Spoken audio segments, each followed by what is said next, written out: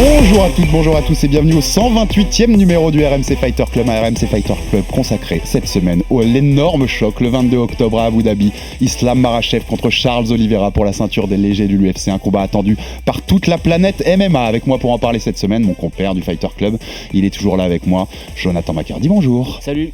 Et on a le plaisir et l'honneur de recevoir quelqu'un qui a lavé Jonathan Macardy ce samedi à l'entraînement. Une sommité du sol, sans doute le GOAT du grappling français, champion du monde, champion d'Europe de grappling numéro 1, toutes catégories confondues, IBJJF, donc en jiu-jitsu brésilien en 2018, 2019 et 2019-2020, vainqueur de nombreux tournois dont les prestigieux Pan America, monsieur Thomas Loubersan, bonjour. Bonjour à tous. Fioro Choukagian, Gamrot Dariush, Yann O'Malley, Sterling Dillashaw. Abu Dhabi va manger du caviar le 22 octobre avec l'UFC 280, plus belle carte de l'année, voire plus. Avec un dessert digne d'un chef 3 étoiles, un main event de feu sur lesquels seront braqués tous les yeux de la planète MMA. Charles de Bronx Oliveira, champion sans couronne pour quelques grammes de trop, face à Islam Makhachev, héritier annoncé de Khabib Nurmagomedov. Un choc entre deux spécialistes du sol, mais avec des styles bien différents et qui divisent les fans de la planète MMA. Ça va être le feu à Abu Dhabi et le RMC Fighter Club vous dit tout sur ce combat de rêve. Showtime. Islam Makhachev!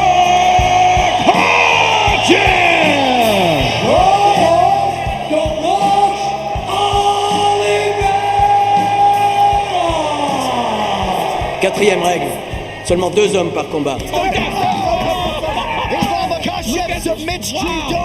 travail d'Oliveira avec le coude, c'est très très bien ça, la pression sur le visage et le coude qui tombe juste derrière. Troisième règle du Fight Club. Quelqu'un crie stop, quelqu'un s'écroule ou n'en peut plus. Le combat est terminé. Oh! Et là il l'a envoyé au tapis. Et là ça peut aller très vite. Et là c'est dangereux. Et là c'est très dangereux. Et là c'est compliqué. Et là c'est compliqué. Oh, big left hand. That's it. Wow! Islam Makhachev! Septième règle. Les combats continueront aussi longtemps que nécessaire. Et oui, forcément, la soumission avant que ça casse. Et oui, victoire de Makhachev, ce travail au sol qui est juste merveilleux. Il va taper. Ouais, il a tapé. Il tape. Incroyable. Quelle démonstration de Charles de Bronx Oliveira. Messieurs, bienvenue au Fight Club. Merci à notre producteur Max Abola pour cette petite prod qui nous met dans l'ambiance avant ce choc. Et on l'a dit, on a vu les gars, la carte de l'UFC 280 quand même, hein, c'est du caviar absolu. Tous les combats de la carte principale, ils pourraient être main event en Fight Night ou en numéroté. C'est un bonheur pour amateurs de MMA ce qu'on va voir le 22 octobre à Abu Dhabi. Et bien sûr, le point final, le point d'orgue, c'est ce Makhachev Oliveira qui fait saliver tout le monde. Alors déjà, on voulait entamer le débat sur ce combat de rêve en disant pourquoi c'est un combat de rêve. Qu'est-ce qui fait que ce combat est si attendu? Parce que ça fait bien longtemps qu'on n'avait pas vu un combat si attendu à l'UFC, voire dans le monde du MMA tout court. Thomas, on commence par toi, tout seigneur, tout honneur, t'es notre invité. Qu'est-ce qui fait que il a un parfum particulier, ce Makhachev Oliveira là? La catégorie déjà des légers, c'est une catégorie regardée techniquement. C'est peut-être la catégorie peut-être la plus technique. Ensuite, Makhachev Islam a le poids sur les épaules de la relève de Khabib. L'héritage. Voilà, et tout le monde aurait bien voulu Oliveira contre Khabib. On a entre guillemets son bras droit, son représentant. Donc je pense que c'est le goût de la continuité de Khabib.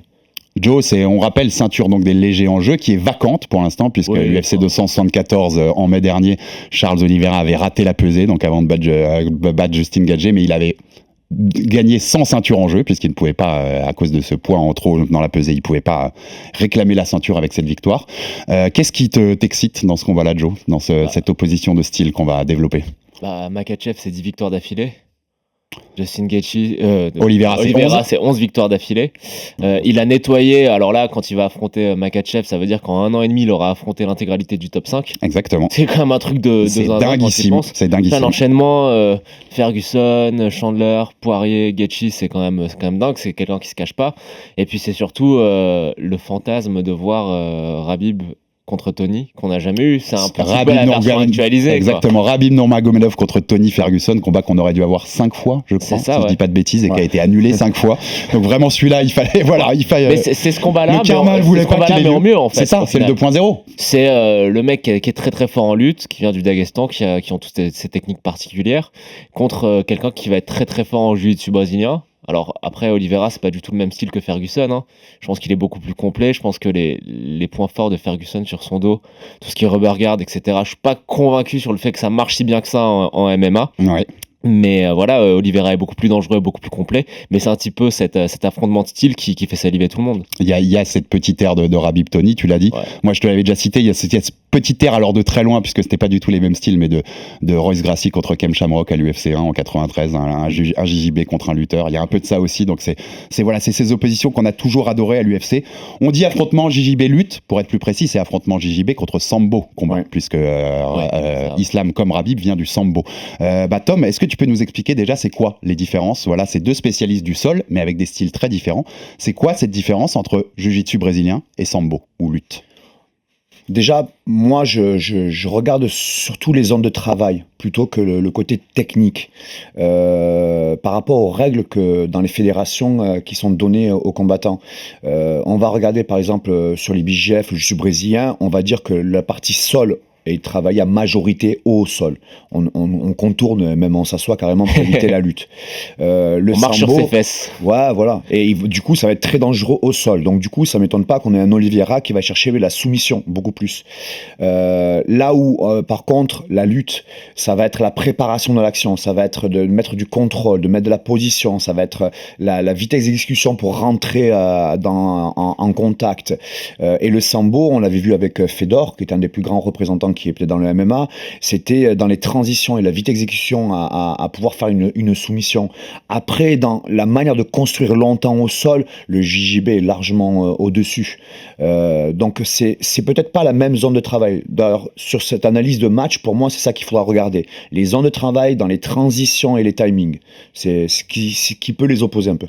Il y a une vraie opposition pour le coup, parce que Joe, on se souvient, on l'a déjà cité, il y avait ce t-shirt qu'avait Rabib qui disait si le jiu-jitsu était facile, ça s'appellerait le sambo. C'était Ouais. ça, c'était C'est ça la ça, phrase. Qu'est-ce qui fait qu'il y a cette opposition entre ces deux mondes, selon toi, Joe? Qu'est-ce qui fait qu'il y a, parce qu'on le voit avec les fans même des deux là qui s'écharpent sur les réseaux sociaux, il y a une vraie lutte de savoir quel est le meilleur style au sol? Bah, Thomas a bien décrit la différence entre les deux styles. Après, je pense que c'est la puissance et le contrôle contre l'espace et la fluidité des mouvements.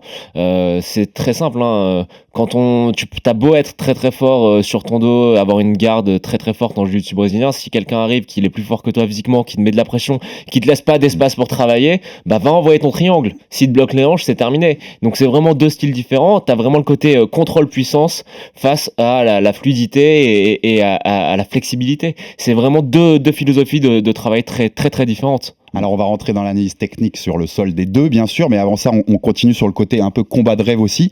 Alors sur les réseaux sociaux, on l'a dit, ça s'écharpe beaucoup autour de ce combat. C'est sans doute le combat qui divise le plus depuis Conor Rabib. Je sais pas ce que vous en pensez, les gars, mais au niveau des fanbases, ça se tire dans les pattes assez fort. Et il y a cette notion dans ces clashs un peu verbaux qui dit qu'Islam Makhachev serait pistonné. Je mets des guillemets sur ça, c'est-à-dire qu'il n'aurait pas mérité son title shot. On rappelle, il est sur 10 victoires de suite depuis sa défaite contre Adriano Martins en 2015. Dans ses victoires les plus notables, il y a Drew Dober, Thiago Moises, Dan Hooker, Bobby Green et un Arman Tsarukyan, mais jeune, qui n'était pas encore le Tsarukyan qu'on connaît. Tu l'as mis en difficulté. Qu'on connaît aujourd'hui et qu'il a mis en difficulté. Ouais. Bah, ma question elle est simple, Thomas. Il est pistonné? Il méritait ce title shot, Islam Makhachev? Pour moi, oui. Hein, je sais que j'en ai déjà parlé dans cette émission. Tu sais, Joe, que j'adore Islam. Pour moi, il le mérite. Il y a peut-être l'effet ping-pong, quoi, l'effet inverse de Khabib. C'est-à-dire que Khabib, on l'a attendu trop longtemps. Tellement. Et derrière, on a vu que quand même, c'était un phénomène. Et peut-être que derrière, il bénéficie de ça. C'est-à-dire de dire, OK, on va peut-être pas le mettre sur la touche pendant tant de matchs. On va peut-être le mettre plus rapidement. Et il y a aussi peut-être une grosse partie business de développement derrière qui joue en jeu. On est à Abu Dhabi, on se rappelle, qui est aussi, il sera à domicile. Islam Makhachev, c'est là où Rabib a fait tous ses derniers combats. Donc ça va jouer aussi. Joe, qu'est-ce que tu penses de ça? C'est difficile parce qu'il a battu personne du top 5. Mais d'un autre côté, Oliveira a nettoyé le top 5. Donc il faut bien lui trouver un nouveau challenger. Donc là, ça fait sens. Après, moi je trouve ça un petit peu injuste que le combat soit à Abu Dhabi. Pour moi, le champion, comme il dit, c'est le champion à un nom, c'est Charles Oliveira. Il y a une carte en pay-per-view au Brésil qui est arrivée. Moi, je pense que ça aurait été quand même mérité qu'Oliveira puisse défendre ou regagner sa ceinture au Brésil devant ses fans. Son dernier combat au Brésil, c'était un peu triste. C'était le dernier combat avant le Covid. C'était donc sans public quand il guillotine seulement Kevin Lee. Oui. Donc il y a ce côté-là qui est un petit peu injuste. Après, sur l'affrontement, et ça va jouer pour Islam? On sait que De Bronx, il a peur de rien. Il a été chercher les gars chez eux. Moi, j'ai pas l'impression que ça va changer grand-chose quand la cage se fermera. J'ai l'impression qu'Islam, c'est que s'il a des similitudes avec Khabib, ça fait partie d'une. Il a pas de doute. Dans le combat, moi j'ai regardé un peu quelques combats. Peu importe où il est, peu importe comment ça combat, et Charles aussi, je pense. Charles, c'est pas du genre à se faire déconcentrer par le public. Ils viennent faire leur travail. Exactement. Oliveira peut-être avant, mais il a beaucoup changé. Il est devenu beaucoup plus fort psychologiquement. Après, pour le côté un peu affrontement, passion, engouement, faut dire, dans le monde du jiu-jitsu brésilien, il y a un côté très communautariste. Donc forcément, quand il y a un mec qui est une vraie black belt et qui gagne tous ses combats avec du jiu-jitsu, c'est ce que je dis, ça représente le jiu-jitsu contre les lutteurs ou le sambo. Il va avoir tout le côté, toute la communauté du jiu-jitsu brésilien qui va être derrière lui.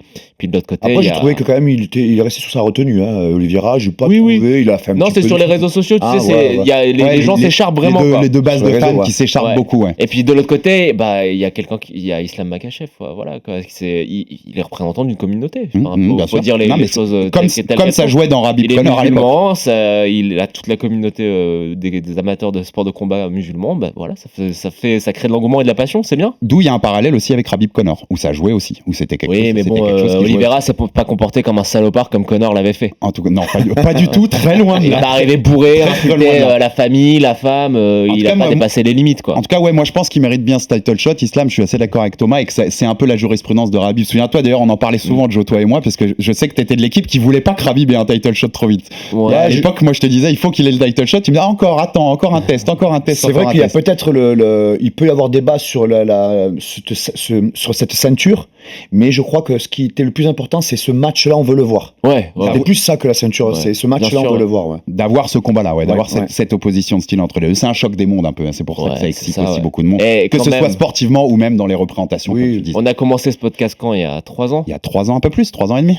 Bon, je pense qu'on était des visionnaires, parce qu'on avait dit que les deux auraient la ceinture. Tout à fait. T'étais team Oliveira quand il gagnait aucun combat. J'étais team Makhachev et on verra dans nos pronos dans quelques minutes si on est toujours sur les mêmes dossiers. Les gens qui rigolaient quand on disait que Oliveira. Il faudra donner les noms des futurs alors maintenant. Comment ? Il faudra donner les noms des futurs.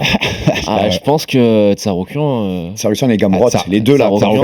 Tsaroukian, Gamrot. Tsaroukian à l'âge, ça va alors lui, mais.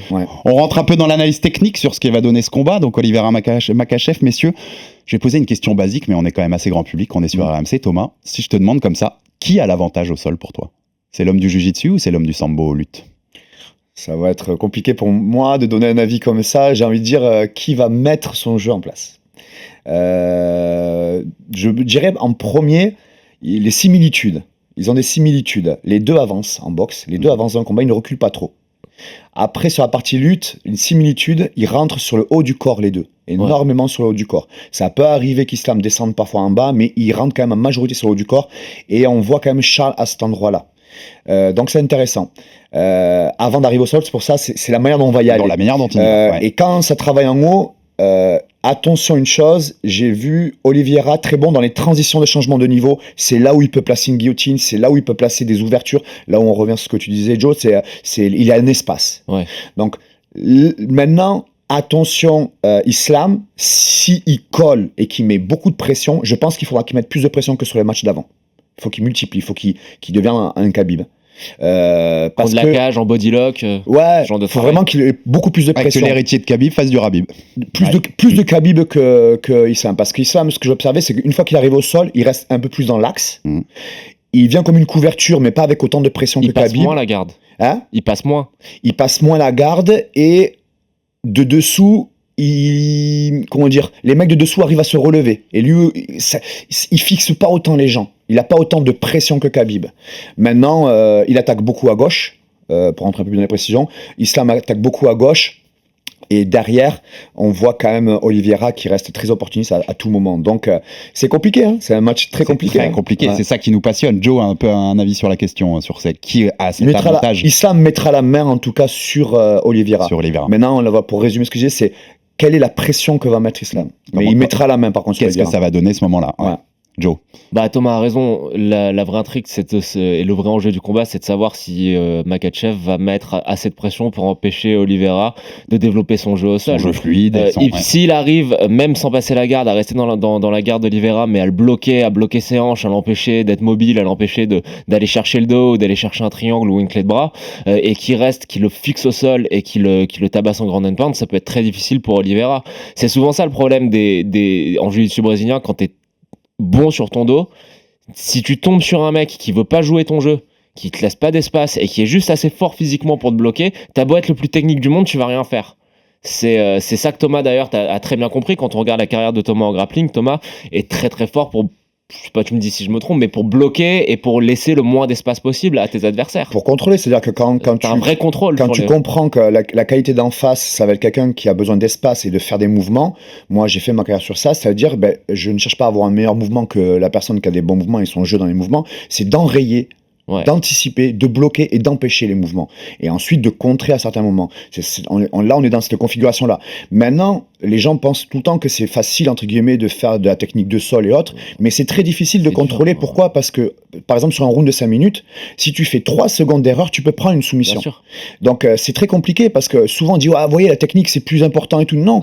Tu peux contrôler 4 minutes 57, tu fais une demi-seconde d'erreur, sa vigilance, elle est monstrueuse. Donc, et c'est là où j'aurais peut-être un petit peu peur pour Islam, c'est que jusqu'à aujourd'hui, tous les matchs, on a vu quand même qu'il se fait prendre en Kimura, qu'il se fait prendre le dos contre, je sais plus qui, contre Felder, il se fait prendre en guillotine, ou je sais plus. Il s'est fait prendre quand même plusieurs fois le dos en guillotine, en Kimura. Il a des demi-secondes de relâchement, alors que parfois il a un bon travail de pression et autres. Et là, c'est attention à Oliveira dans ces demi-secondes. C'est ça que j'aurais peur pour Islam. Et dans les phases de transition, je te rejoins, je pense que Oliveira, il est tellement opportuniste. Au clinch, il va avoir un bon taille clinch aussi, la moindre opportunité qui sera là. Et puis il faut pas laisser traîner ton coup, parce que rappelez-vous du combat contre Kevin Lee. Au deuxième round, il faiblit un petit peu et tu sens que Kevin Lee, parce qu'il était énorme, c'était un très gros poids léger. Il est en train de prendre le dessus physiquement. Début du troisième round, il tente un takedown, il range mal sa tête, c'est une guillotine et il dort. Alors quand on parlait du Tony Rabib, je me souviens très bien ensemble, Joe, que toi tu me disais ce que t'attendais, c'était de voir si Tony sur son dos, ce qu'il pouvait faire contre Rabib. Pas juste sur son dos, c'était de voir si tout le truc Ten Planet et dit bravo, mais notamment, etc., ça pouvait fonctionner. On va là, c'était la puissance. On va extrapoler à ce Makhachev Oliveira. Mais donc, est-ce que Dobronx peut se permettre d'accepter de jouer le côté sur son dos ? C'est pas le même jeu. Est-ce que c'est dangereux pour Islam aussi de mettre du grand end en place parce qu'il y a le danger un bras qui traîne. Voilà, de Oliveira qui te prend depuis son dos. Comment t'analyses ça, Tom, sur ces dangers de ces pads au sol ? Pour moi, c'est mon opinion, il y avait vraiment deux mondes différents. Pour moi, c'était Khabib avait beaucoup trop de pression, beaucoup trop. Ferguson, pour moi, n'aurait rien fait du tout. C'est trop exotique, le sol de Tony. Il est dangereux, mais s'il faut que tu sois aussi dans ce relâchement, et là, du coup, c'est trop particulier. C'est trop particulier. Maintenant, c'est beaucoup plus équilibré, ce combat-là, par contre, Oliveira, Makhachev. Parce qu'il est plus classique. Il va chercher le dos, il fait moins d'excentricité. Et il fait plus d'erreurs, Islam. Il faut quand même le regarder.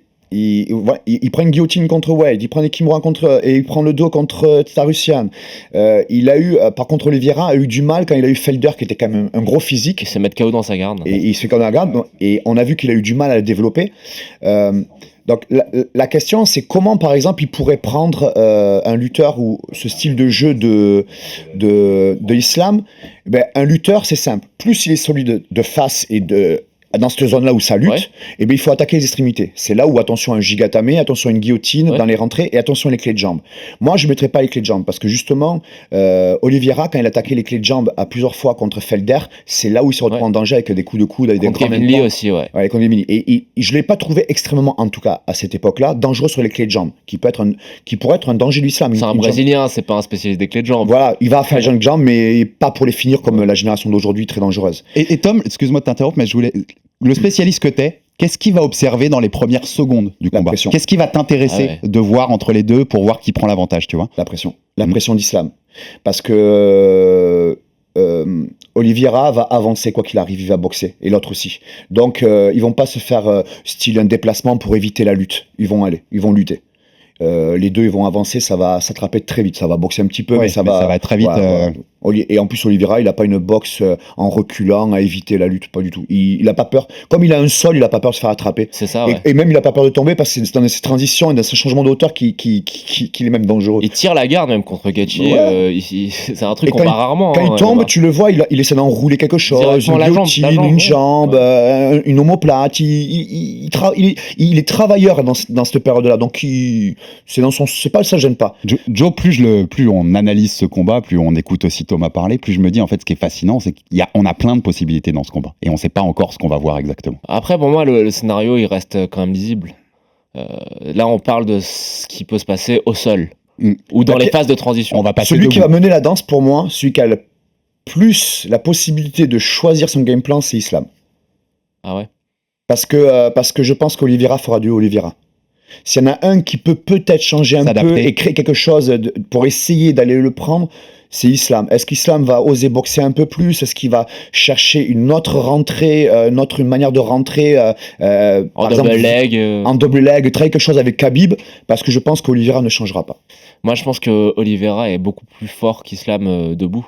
On va y passer, je vais poser une ou deux questions sur le debout aussi. Qui est terrible, et je pense que justement ça peut annihiler la force d'Islam au sol. Il aura pas peur d'être amené au sol, mais je pense que du coup son striking va être hyper délié.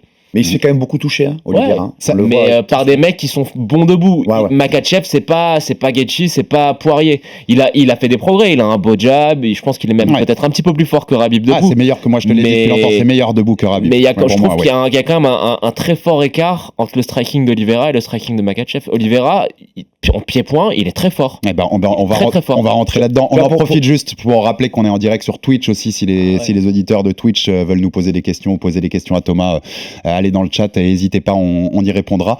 Mais donc Thomas, on entre dans le jeu debout puisque Joe en parlait. À quel point ça joue? Moi, je suis assez d'accord. Oliveira, le striking est quand même supérieur à celui d'Islam, même si Islam, je te dis, c'est pas Khabib pour moi quand même. Il y a d'autres qualités. Ouais. À quel point ça va jouer? Parce qu'on parle de deux spécialistes de sol. Tu nous dis ça va aller très vite, ça va se boxer un petit peu, mais ça va aller très vite au sol. Est-ce que ça joue vraiment le striking là sur ce combat? Oui, parce que moi je me rappelle du dernier match de Khabib contre Justin. On a été choqués quand Justin s'est retrouvé au sol. Et on a l'impression presque que c'était une ceinture blanche quand Khabib l'a amené au sol. Mais ce qui a amené cette situation, c'est la manière dont il a géré la boxe et le moment où il a explosé et de suite chercher sa position.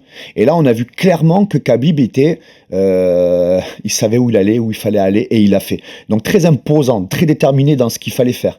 Et c'est ça que je vais essayer de voir, en tout cas moi, c'est qu'est-ce que va lui préparer Khabib pour Islam dans l'entame et la direction du jeu. Quelle est la direction du jeu qu'il va lui donner? Si tu étais dans le coin d'Oliveira, tu lui préconiserais quoi?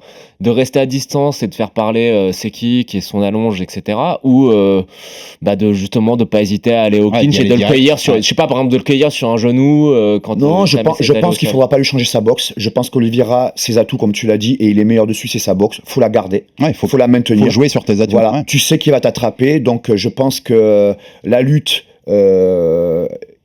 Il va le contrer, il va pouvoir peut-être faire un contre Islam, mais Islam va mettre la pression. Donc là, on peut pas dire qu'il va avoir, sûr que je me fais pas amener au sol contre Islam. Donc l'élément déterminant, c'est contre la pression au sol. C'est-à-dire de retrouver des espaces, l'éviter dans le dos, parce que je pense que Islam va sûrement pas rester autant dans l'axe de face comme une couverture. Il va sûrement prononcer...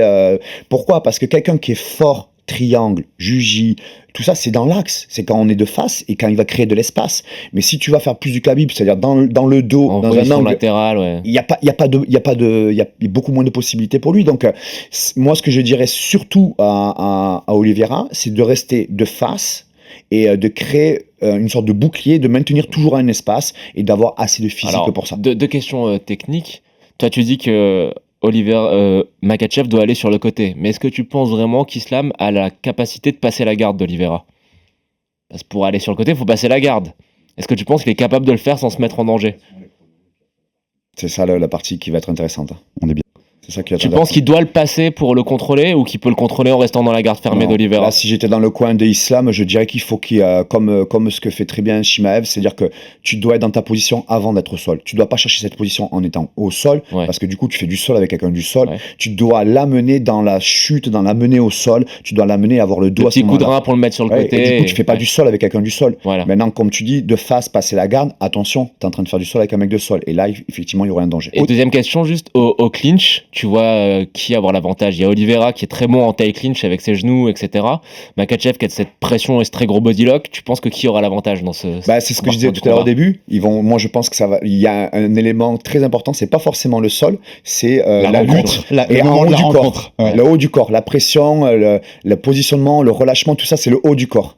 Et attention sur le changement de niveau. Alors moi, on peut tous voir Islam faire un très beau changement de niveau et aller chercher le dos, mais on peut aussi voir Oliveira faire un très beau contre sur les changements de niveau. D'ailleurs, j'ai observé qu'Oliveira, sur une vidéo il y a pas longtemps, il a travaillé le contre, en balayage d'une saisie, mais il a fait les attaques sur la jambe gauche. Alors que si on regarde Islam, il fait toutes ses attaques quasiment sur le côté droit. Ouais. Et donc, c'était de l'intox entre guillemets. je pense, ouais. En tout cas, Joe, je peux écouter Thomas parler de ce combat-là pendant des heures. Hein.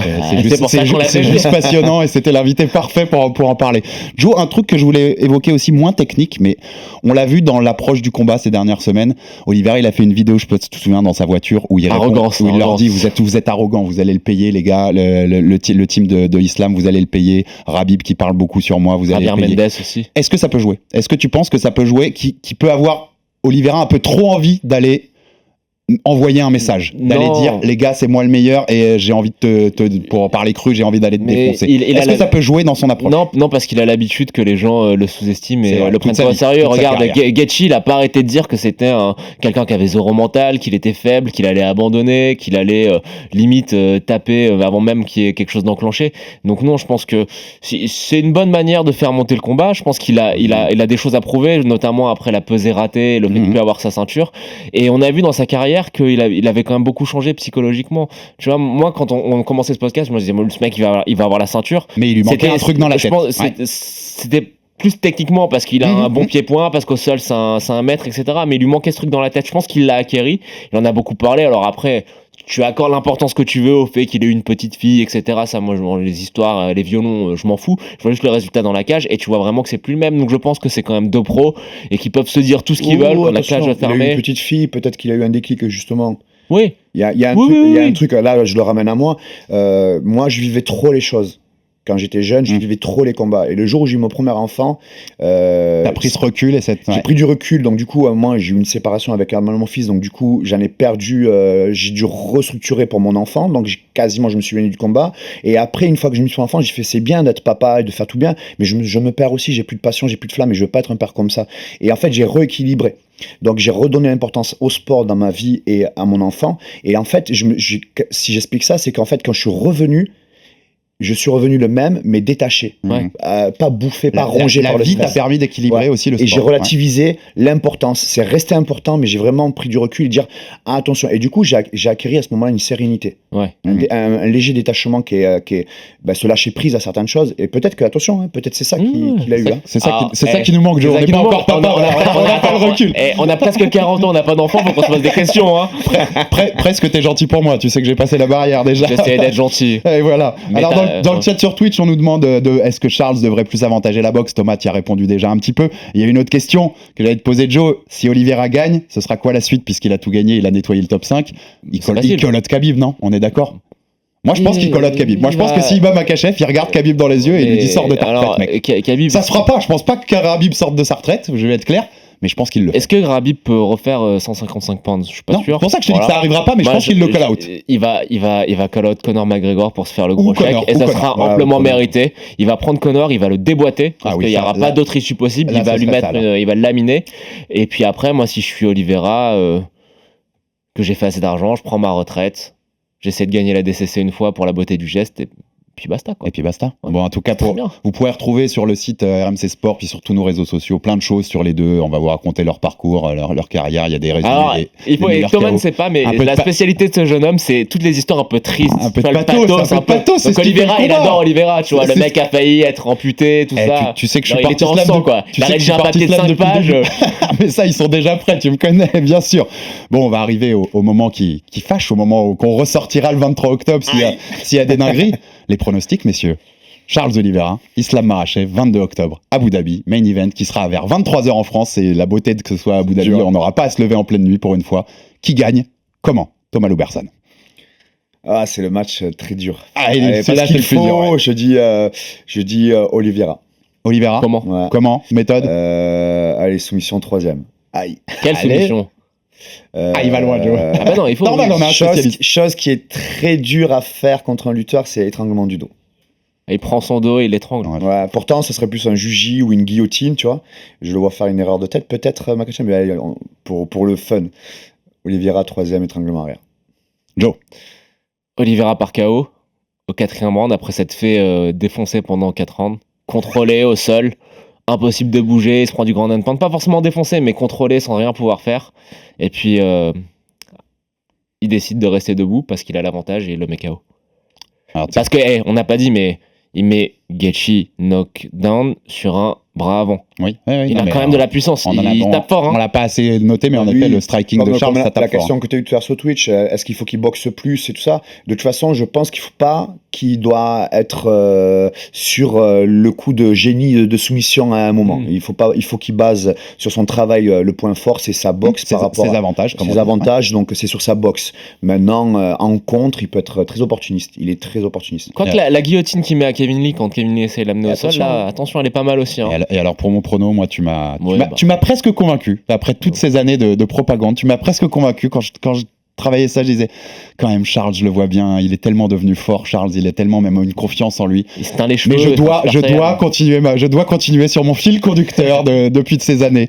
Islam Makhachev, TKO Grand Pound 4e, c'est Ça, annoncé. ça Il le Voilà. termine. Il le termine. Voilà, c'est comme Ça ça. peut être ça aussi. Hein. Et tu me le ressortiras quand Charles aura régalé, tu me le ressortiras. Non, mais ça avec peut être plaisir. ça aussi. En tout cas, cette UFC 280, on vous l'a dit, c'est énorme au-delà de ce main event et on vous en reparlera dès la semaine prochaine avec un autre épisode qui sera consacré à toute la carte où on analysera toute la carte, tous les match-ups en présence. Et vous pouvez retrouver, il y a 2 semaines, on avait fait un épisode avec Et- Manon Fiorot, bien ouais. sûr, notre Et française Aldric. qui sera, et avec Aldric Cassata, son coach, qui sera donc Manon face à Kaltin Choukagian, sans doute à un combat d'être contre Valentina Shevchenko pour la ceinture. Donc tous au soutien de Manon qui ouvrira le pay-per-view. C'est quand même génial parce que le monde du MMA aura les yeux sur cette carte. Donc c'est génial pour Manon de pouvoir ouvrir cette carte avec nous. Et puis pour finir ce podcast, on va quand même un peu parler de la carrière et de la vie de Thomas Loubersan, non, Joe? Ça nous oui, intéresse un petit quand peu. même. Ça fait longtemps qu'on veut l'avoir dans le Fighter Bien sûr. Club. Alors Thomas, déjà, je renvoie parce que je l'ai découvert en préparant l'émission pour préparer ta venue, un super article d'un magazine toulousain, Boudu, qui a résumé un peu ton parcours. Donc, et il y a un peu de pathos dedans, Joe. Ça va te plaire. Il y a une enfance, il a été ballotté si tu me confirmeras, ballotté dans Ouais. quelques foyers, une enfance compliquée là-dessus. Ça t'a donné, c'est le sport de combat qui te donne un peu un fil conducteur à ta vie après une enfance un peu Une compliquée accroche, comme ça. ouais, on va dire que j'étais en train de me noyer, j'ai trouvé un bateau à quoi m'accrocher, j'ai mis la main et je me suis accroché à ça. Et depuis, je navigue. Tu commences vers quel âge? J'ai commencé tard, j'ai commencé à 24 ans. Ah ouais. Ok. Ouais, donc tu vois, c'est sur le tard, comme certains, hein, mais c'est pas toujours, mais on a plutôt les habitudes des gens qui commencent tôt dans ces milieux-là, mais ça peut aussi commencer sur le tard. Bon, on a fait dans ton intro, on a fait le palmarès, mais on va le reciter rapidement, champion du monde, champion d'Europe. Grappling, ça c'est au début des années 2010, si je dis pas de bêtises, tes premiers titres internationaux. Ouais, j'ai été champion de France et champion d'Europe FILA 2010. Ensuite, j'ai fait quasiment plus de 90% de mes matchs à l'étranger. J'étais beaucoup à l'étranger. Après, ouais, j'ai fait 2 fois encore champion d'Europe Black Belt adulte IBJJF. J'ai gagné les Panamérica. Et j'ai toutes les médailles en Panamérica. J'ai été premier, j'ai été deuxième, j'ai été troisième. C'est un truc de fou pour un Européen de les gagner. Ouais, je suis le seul Européen en 10 ans. Il y a eu que Gunnar Nelson qui l'a gagné il y a 13 ans. On dit bien, on disait sommité du sol, hein, et c'était pas de la blague quand on disait ça pour introduire Thomas, parce que ça rigole vraiment pas. Et puis je voulais que tu nous racontes, on en parlait un peu en off avant cette émission, mais il y a une folle année 2019, donc tu veux faire la DCC, qui est le seul titre qui te manque, titre prestigieux qui manque à ton palmarès, sauf que tu te déboîtes une rotule, si je dis pas de bêtises, en 2019, ce qui fait que en fait, c'est ma bête noire, la DCC, j'ai toujours un truc, j'ai loupé l'avion, j'ai fait la préparation, je me déboîte une rotule, juste avant, j'ai toujours eu un peu... il me manquait un truc. Une fois, j'étais en finale, je le gagne. Pas cette fois-ci, la fois d'avant, j'étais en finale du trial, je le gagne, mais je me fais voler clairement la décision. Même à l'interview, tout le monde, l'arbitre me dit désolé, c'est pas moi, c'est les juges. L'interview me dit qu'est-ce que ça te fait d'avoir fait voler un match. À l'interview, j'étais. Et là, c'était contre qui? C'était contre. Je m'en souviens plus. Il y a un côté maudit un peu. Hurolin. Il y a un côté maudit avec cette compète pour toi. Ouais, mais c'est comme ça. Tu sais, parfois, il y a des mecs qui ont été champions du monde et qui n'arrivent pas à faire le JO. Et t'en as l'inverse. C'est un mec qui a eu JO, mais qui n'a jamais fait champion du monde. Totalement. Donc, je l'ai accepté. Hein, par contre, à l'inverse, les BJF, ça m'a toujours très réussi. Et bah donc, je nais sur cette année 2019. Donc, il y a ces problèmes physiques qui t'empêchent d'être à la DCC. T'es 48e mondial, toute caté confondue, IBJJF. Et là, tu te dis, on va essayer d'aller viser le titre de numéro 1 mondial. Et là, il faut faire une dinguerie. 23 tournois de suite, quasiment. Et il faut tous les gagner. Raconte-nous ça. Et tu le fais. En fait, comme j'avais l'habitude de faire un tournoi ou deux par an, dans le sens un coup dur, je me suis dit, c'est parfois un peu ingrat parce que si tu le gagnes pas, tu t'es pas entre guillemets à la lumière où on voit pas ton vrai travail, ton vrai niveau. Et quand tu fais juste des tournois entre guillemets ingagnables presque, tu veux savoir à quelle place tu es toi et aussi que les gens autour de toi se le voient aussi. Et à ce moment-là, j'ai dit il y a une chose qui est plus importante, c'est de faire une sorte de ranking parce que quoi qu'il arrive, t'es détaché de la défaite parce que si tu fais 30 matchs, même si tu as 2-3 défaites, c'est pas grave. Ouais. Si demain tu as 90% de réussite, tu montres ton travail. Et en fait, quand je démarre, c'est le parallèle du tennisman qui même s'il perd 2-3 trucs, s'il est numéro 1 mondial, il est numéro 1 mondial. T'imagines un tennisman qui va juste essayer de gagner le Roland Garros et s'il n'a pas gagné, personne ne le connaît. Alors que s'il se faut, le mec, il est dans le top 10 et il arrive à montrer.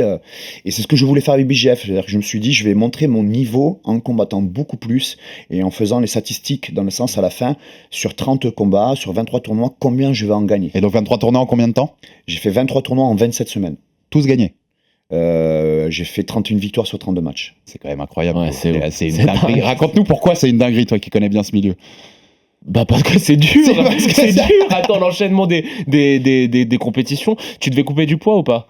Non, justement, par contre, je combattais, je l'ai fait une fois ou deux, mais je combattais à toutes les... Je prenais justement, c'est un conseil que je pourrais donner aux jeunes, c'est parfois, on veut être dans les conditions idéales, et en fait, c'est là quand j'ai eu les conditions comme ça. Et du coup, j'ai dû développer la faculté de s'adapter quoi qu'il arrive à chaque semaine. Et j'ai été meilleur. Très intéressant ça parce qu'on a souvent des jeunes fighters qui veulent que tout soit parfait pour avoir l'approche du combat. Et donc, c'est parfois dans la difficulté que tu vas en fait plus te et tu vas développer l'adaptation. Et ça, c'est une capacité énorme que parfois quand tu veux tout maîtriser, tu es presque dans la rigidité. Et le moindre truc peut te faire capoter. Et là, non, j'ai dit, quoi qu'il arrive, on me donne ça, qu'est-ce que je dois faire? Chaque semaine, là je suis là, qu'est-ce que je dois faire? Bonjour, on a reçu Abdouragimov aussi, qui est quand même un niveau de sol incroyable pour un compétiteur. On reçoit maintenant Thomas. Toi, qui as tourné avec Thomas ce week-end, qui t'es fait laver pour citer ton tweet. Je me suis fait laver, raconte-nous, ça donne quoi? C'est quoi l'impression d'être face à un Thomas au sol? Je me fais déboîter toutes les semaines par Julien Casier, mon prof. Tout à fait, qu'on a reçu aussi. C'est une sensation différente parce que Julien, c'est un salopard. Il me fait taper sur des trucs, il sait que ça va m'énerver. Bonjour Julien. Ouais. Non, mais tu vois, il va me faire taper que sur des clés de jambes et il sait que ça m'énerve parce que c'est mon truc. Donc ça. Mais avec Thomas, il n'y a pas de. La pression, je pense que tu as été doucement en plus. La pression que tu. En fait, à un moment, il était en contrôle latéral, j'avais envie de taper, mais je me suis respecté. Parce qu'il met une pression qui est très très forte. Et puis, en fait, il n'y a aucun espace. Enfin, il met. Voilà, c'est pas juste du physique, c'est vraiment de l'intelligence, c'est surtout l'intelligence et le choix des moments où exploser, le choix des moments où passer. Et la maîtrise. T'avais jamais vu ça? C'est basique comme question, mais c'est le plus haut niveau que t'as vu? J'ai tourné avec des combattants de MMA pro, avec beaucoup de ceintures noires. Je suis toujours arrivé à faire un truc, quoi, tu vois, même en soumettre certains, mais là, il y avait zéro chance, quoi. J'ai l'impression d'être un enfant, vraiment d'être un enfant. Et c'est pas juste l'écart de poids, c'est vraiment l'intelligence, la maîtrise. On sent qu'il y a quelque chose de très maîtrisé chez Thomas. Et aucun détail. Et ce qui est, moi, ce que je trouve vraiment génial, c'est que c'est un grand champion. Il est venu faire le cours, driller la position du jour. Il a tourné avec tout le monde, toute humilité.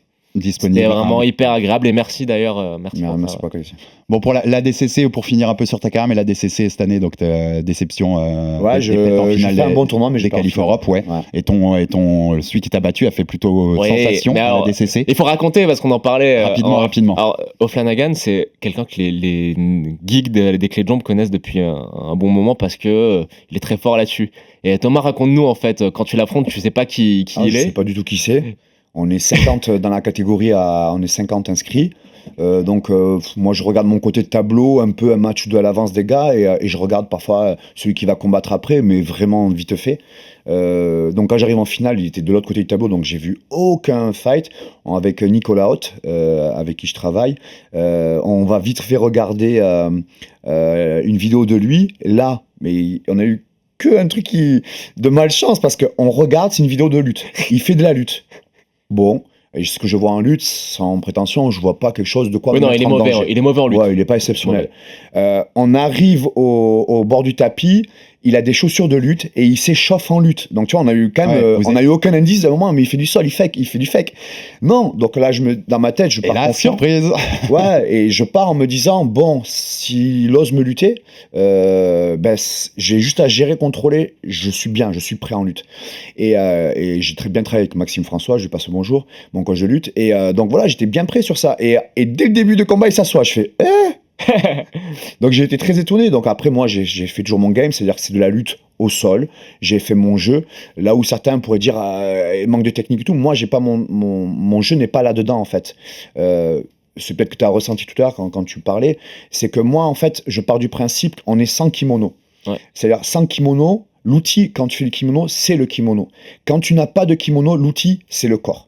Donc, si tu positionnes bien le corps, déjà, tu gères les angles, la distance et tout ce que tu vas avoir. Le grappling, pour moi, c'est la première partie de l'action. C'est-à-dire, c'est comme en lutte et en boxe. C'est déjà ne pas toucher, pas se faire toucher. Attraper, pas se faire attraper, comme de la lutte. Alors que quand tu te tiens, après, tu on me développe, tiens, ouais. c'est la deuxième partie de l'action. Donc, le jiu-jitsu sont très dans la deuxième partie.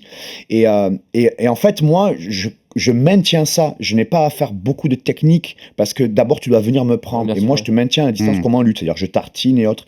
Et j'étais très bien dans mon match. C'est même, parfois, j'ai eu ce problème, c'est que les arbitres ne comprennent pas ce que je fais. C'est-à-dire que quand ils sont au sol, ils attendent du sol. Mais sauf que moi, je fais de la lutte au sol. Quand je suis à genoux, que j'ai une jambe levée ou les jambes levées, c'est de la lutte. Donc, je tartine en lutte. Jamais je me ferai pénaliser sur ça. Et donc, c'est peut-être un petit peu avant-gardiste ce que je fais. Et en fait, pour moi, tu n'as pas besoin. Si tu fais beaucoup de techniques, je parle pour dessus, hein, si tu fais beaucoup de techniques, pour moi, c'est que tu n'as pas une bonne position. Bien sûr. Quand tu es bien positionné, tu as à gauche, à droite, en haut, à bas. T'as pas besoin d'un. Ouais. Et donc, pour finir sur ce combat, tu nous disais comment ça a tourné. Donc je gère bien, j'étais dans mon jeu, et comme en demi-finale, comme en quart de finale, j'attends la dernière minute, le signal de mon coach, Nicolas, et boum, je fais mon passage. Et en fait là, donc il prend une pénalité parce qu'il s'assoit, et en fait l'arbitre me dit, action, tu vas prendre une pénalité, et je fais, dans ma tête, je fais pourquoi? Je suis en train de travailler, je gère les espaces, il n'arrive pas à m'attraper. Alors que moi, je contrôle, lui il veut m'attraper, et il n'y arrive pas, c'est lui qui n'arrive pas dans son bien sûr. travail. Et je tartine, je fais des petits fakes de demi-profondeur, et quand l'arbitre me dit ça, et c'est là où j'ai fait une erreur, je fais merde. Et là, je fais un grand bond sur l'extérieur, je passe la garde, et là, je vois pas son pied extérieur, ce qu'on a parlé d'ailleurs Le ensemble. false rip, ouais. Ouais, et que je connaissais pas à ce moment-là. C'est une technique Mais c'est parce je connaissais pas. que c'était un des seuls mecs à le faire. Et maintenant, le regret que tu peux avoir, c'est que maintenant, tu sais. Et je pense que si tu sais, tu vas pas comme ça, quoi. Tu vas pas comme ça, tu laisses pas rentrer son crochet, tu te prends pas la clé de talon qu'il prend. C'est toujours les SI dans ces cas-là, oui, parce que. Non, mais parce que c'est Non, une mais je vois technique ce qui que est tu veux très dire. rare. Non, non, mais tu vois.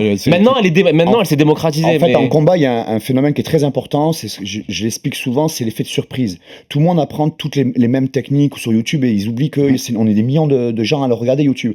Un phénomène qui est très important, c'est la surprise. Si tu n'as pas la connaissance, sur la demi-seconde, à l'instant T dans le combat, tu ne connais pas la réponse. Maintenant, tu la connais, tu vas t'entraîner 3, 4 fois, 5, 6 fois dessus. Ça passe, mais.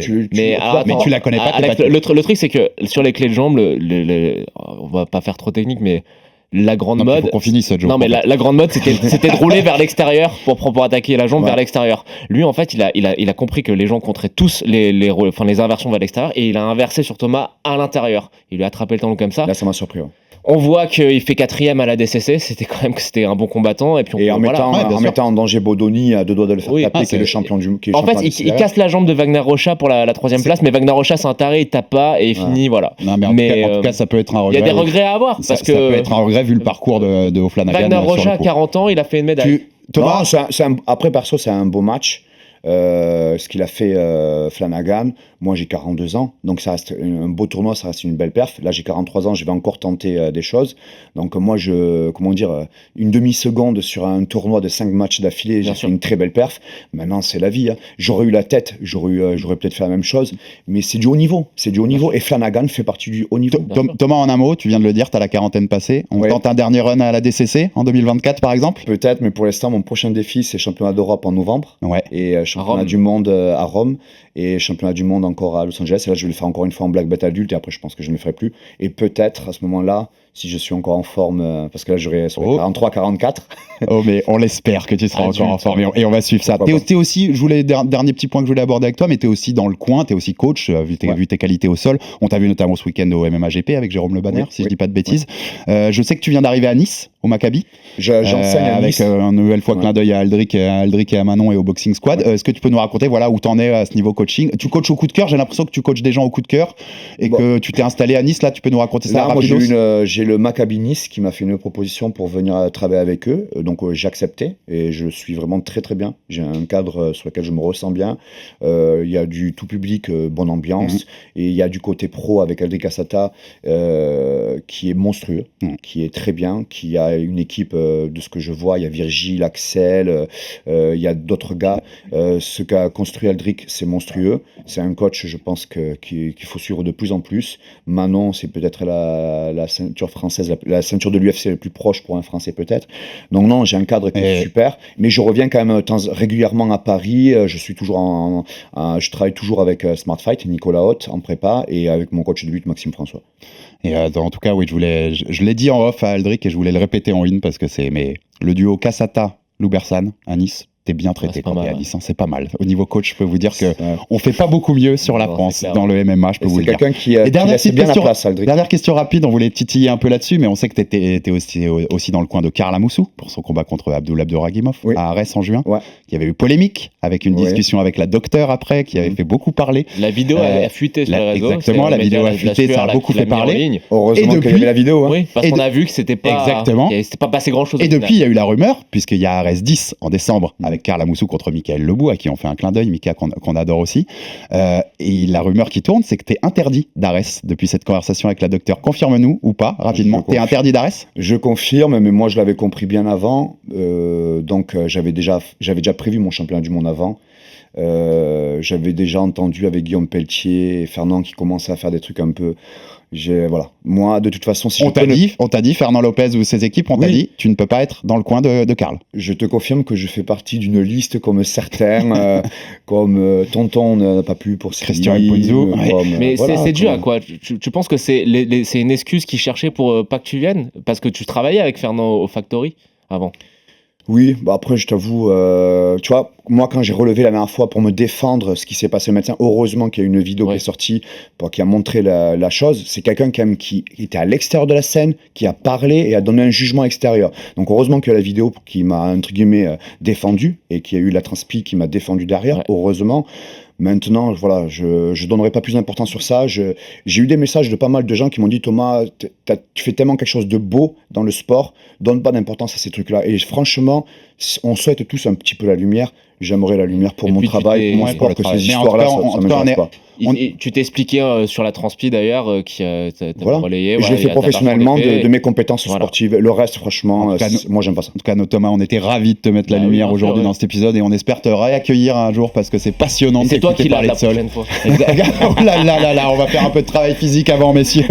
En tout cas, tu pourras conseiller Joe parce qu'on n'en dit pas plus pour l'instant, mais en début d'année, il y a quelque chose qui se prépare pour Joe, un petit fight dans l'organisation. On en dira plus quand il y aura de l'officialisation pour tout ça, mais il va falloir que tu le prépares parce qu'il a de la compète qui l'attend. Merci à tous, merci Joe, merci Thomas pour ta présence. Rendez-vous tous pour l'UFC 280, 22 octobre à Abu Dhabi. La semaine prochaine, on fait toute la carte. Vous retrouvez cet épisode sur Oliveira Makachev, l'épisode sur Manon avec Aldric. Vous saurez tout sur cette énorme UFC qui sera en plus en prime time en France. C'est top. Merci à tous.